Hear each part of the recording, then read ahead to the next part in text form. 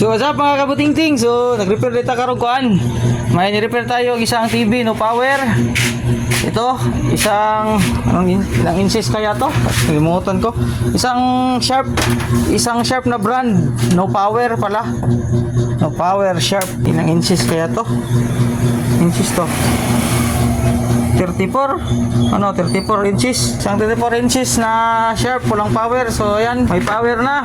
So kinalikot natin dito yung power supply nya. Tapos before natin i-on, check natin yung motherboard, okay naman. Tapos yung ibang parts dito sa power supply nya ay na-check na rin natin yung mga MOSFET nya. Tapos walang shorted, nung pumutok yung fuse lang. Tapos yung diode, mga rectifier nya ay okay naman. Tapos yan, nag-on na siya. So na-check ko dito, may tama na yung screen nya. Tingnan natin.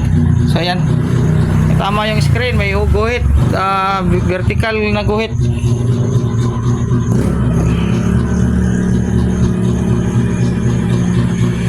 So yan, may vertical. So yung problema niya ay na-solve natin, yung no power, wala siyang power, na-solve natin.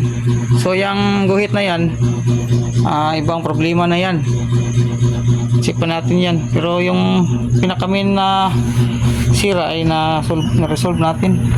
So yan, hindi ko na napakita yung buong kalikot mga kabutingting kasi wala makahawak ng video, camera natin, wala maka-video. Tapos pinatrouble ko lang dito yung power supply niya. Akala ko maglagay ako ng forwards module, di pala.